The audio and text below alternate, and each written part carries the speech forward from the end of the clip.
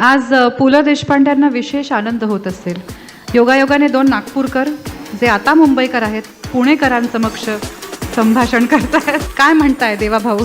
देवाभाऊ काही म्हणत नाही, देवाभाऊचं काम बोलतो. वा, मी तुम्हाला एक सांगतो, हे माझं अतिशय आवडतं शहर आहे, कारण हे बुद्धिवंतांचं शहर आहे. बऱ्याच पुण्याच्या नेत्यांच्या भाषणांमधून असं येतं की देवेंद्रजींचं पुण्याकडे खास लक्ष आहे.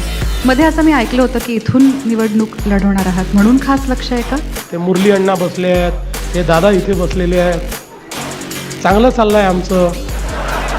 आणि नागपूरकरांचं माझ्यावर मनापासून प्रेम आहे. 6 वेळा त्यांनी मला निवडून पाठवलेलं आहे. त्यामुळे पुण्यावर फक्त प्रेम ठेवायचं आहे, निवडणूक नागपूरहूनच लढवायची आहे. तुम्ही लोकांना जवळ आणणारे एक्सपर्ट आहात.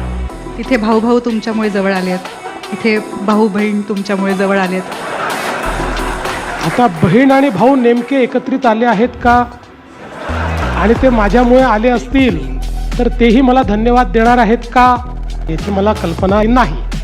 15 तारखेनंतर कळेल. 15 तारखेनंतर कळेल. अजितदादा अगदी हल्लीच त्यांच्या एका भाषणात असं म्हणाले की मेट्रोचं तिकीट मोफत केलं पाहिजे.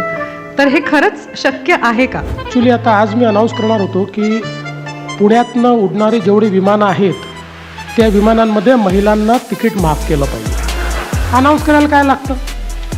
आपल्या बापाचं काय जातं अनाऊन्स करायला?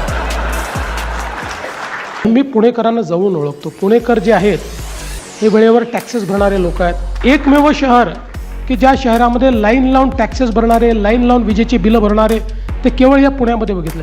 पुणेकरांना मोफत नको आहे, पुणेकरांना रिलायबल आणि डिपेंडेबल हवं आहे.